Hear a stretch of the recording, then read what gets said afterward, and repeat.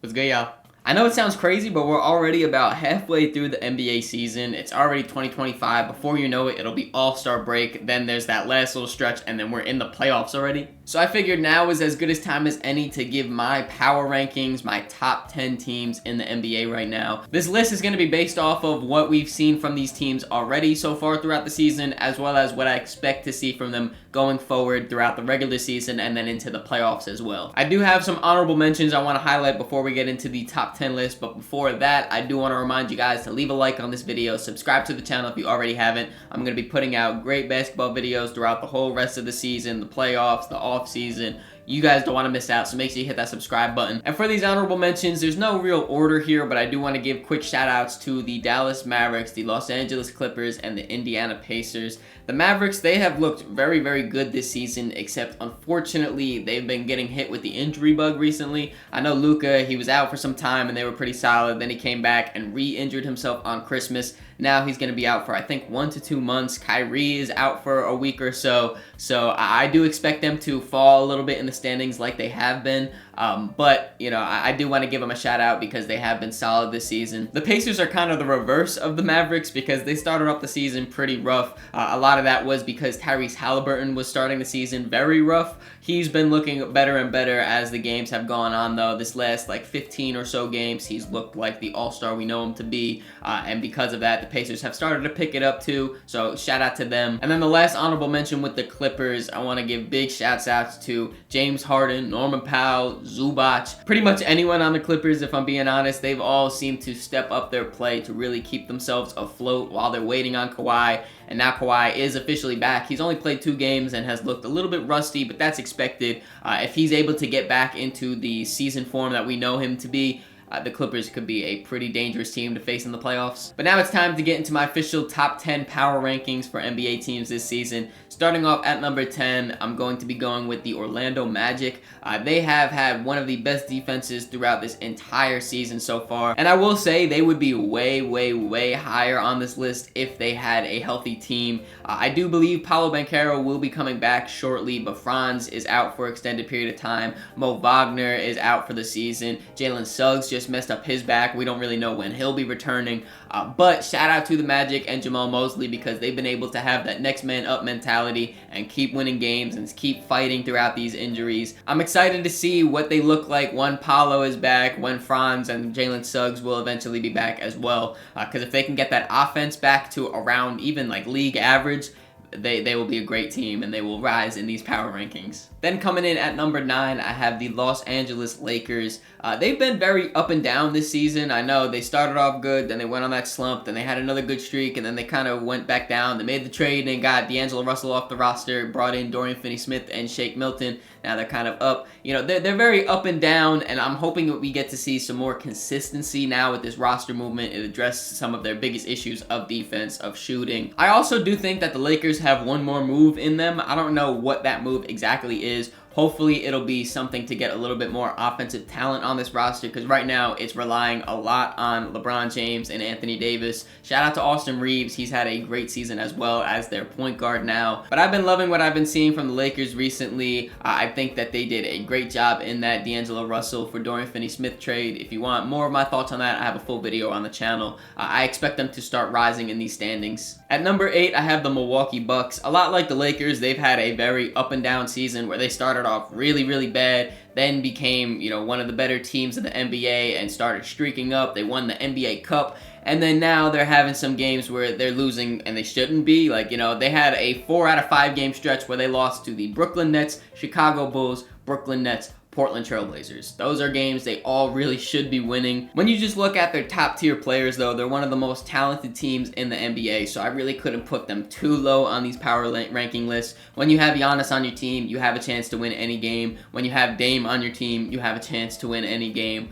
So the fact that they have both of them and playing at a pretty high level this season as well, I couldn't really put them any lower. Now for number 7, I have the Houston Rockets. This could be a little bit of a hot take considering they've been one of the best teams out west for the majority of the season. They are the number 2 seed right now, have one of the best defenses in the NBA. I do really like the Houston Rockets, and I think they're a super fun young team. I love what they do defensively. It's just offensively, they really confuse me at times because there's some times where it's flowing, Jalen Green is on, and they're just killing it. But then there's other times where they go on like a 4 or 5 minute drought where they only score 4 total points. You can't really have that as a top tier playoff team or as one of the best teams in the NBA. So offensively, I think is what's really holding them back from being one of those top tier teams because their defense is that top level. I know they're kind of interested in the Jimmy Butler sweepstakes, maybe the De'Aaron Fox sweepstakes as well. Both of those players, I think, instantly leveled this team up exponentially and really helped them on the offensive end.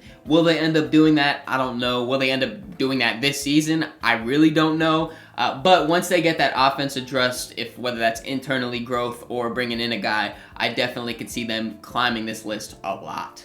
Now for the team that barely missed the top 5, at number 6, I have the Denver Nuggets. Jokic is the best player in basketball right now. I'm still very confident in that. So the fact that he's on this team definitely helps them out a lot. But more so on that, I really like the chemistry that they've been getting in their new starting lineup with Russell Westbrook starting.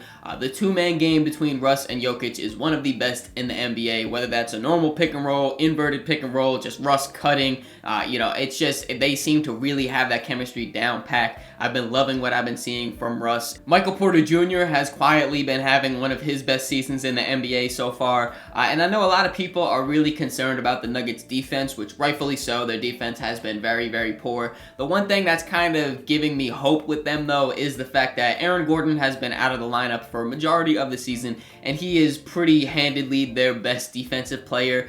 Being that big wing stopper is so important in the modern NBA. He's very versatile, where he can guard multiple positions. He can run some small ball 5 for them as well when Jokic is off the court. He's just a super important piece of the Denver Nuggets as a whole, and more importantly on the defensive end. So I'm hoping once he gets back fully healthy, he will be able to kind of boost them up in their defense. But other than that, like I said, with Jokic being the best player on the team, as long as they have him, they have a shot to really win anything. And now we're officially at my top 5 teams in the NBA right now. Starting off at number 5, I have the Memphis Grizzlies. They have really quietly been dominating out west, I feel like. They're not really getting the media attention that I think they deserve, but they have really been one of the best teams in the NBA this season. On both sides of the ball, they've been fantastic, and I think a huge part of that is Jaren Jackson Jr. He has been amazing this season. I think he's easily been the Grizzlies' best player, and if they only get one All-Star this season, I definitely think it should be Jaren over Ja. They just play a super fast and fun style of basketball on both ends of the court, whether that's Ja Morant just throwing lobs to whoever's under the rim or them forcing turnovers and getting out in transition. It's been a lot of fun to watch the Memphis Grizzlies this season. They have so much depth. They have the top-end talent. They have defenders. They have shooters. I really love how the Memphis Grizzlies have built out their team, and I think they can do some great things this season. Coming in at number 4, I have my hometown New York Knicks. They legit have an argument to be the best starting 5 in the NBA. On any given night, they can outscore any team. It's really defensively that's kind of holding me back from putting them at that top tier team. This offseason, they brought in Karl Anthony Towns. They brought in Mikal Bridges. Both of these guys have been absolutely fantastic, especially as of late. Mikal Bridges started off pretty slow. Now he's looking like the two-way player that the Knicks brought in. The Knicks are currently on a 3-game losing skid, but I'm very positive that they will be getting back on track shortly. Miles McBride should be back soon in the lineup. Mitchell Robinson, before the season started, it was reported around mid to late January he would be back. That's going to be a big bolster to the front court of New York. And then also there's rumors that they might be looking to still be active in the trade market, so I'd be interested to see what they do for that. But with their starting 5 alone, I really couldn't put them any lower than 4. Now we have the top 3 teams in the NBA, and I feel like this is a pretty clear Tier 1, these 3 teams are separated from the rest of the pack. At number 3, I do have the reigning champion Boston Celtics. In my eyes, Boston has kind of reached that point in a team where you expect to win pretty much every game. So when you don't, the world is just crumbling, and obviously coming off a championship, you have these high expectations for Boston to repeat and be by far number one seed. Obviously, they're not doing that right now, but they still are a super dominant team on both ends of the court. Their defense is still as smothering, and their three-point avalanche can really turn on at any given moment and end the game. They really seem to have the blueprint out there in Boston, and they're just following it accordingly. Shout out to Derek White, who's having a great season. Jason Tatum, who's having a fantastic season. They might not be my number one team in the power rankings right now, but I guarantee you any team is scared to go up against Boston. Then coming in at number 2, I have the number 1 seed out east, and that is, of course, the Cleveland Cavaliers. When you talk about dominating on both ends of the court, I mean, the Cavs are probably the team you look at. They have the number 1 offense under their new head coach, Kenny Atkinson. I mean, Donovan Mitchell has looked great. Darius Garland is running the offense to perfection. Evan Mobley has taken his offensive leap where he is now a self-creator and three-point shooter out of nowhere. And they've been able to take that offensive leap while still having their defense be one of the best in the NBA. When you have an anchor of Evan Mobley and Jared Allen, I mean, you're set up to really have a wonderful success. They have great depth as well at pretty much any position. And this might be an obvious one, but coming in at number 1, I have the OKC Thunder. My last video I just put out was a big in-depth dive about the OKC Thunder where I just talked about them for 10 straight minutes.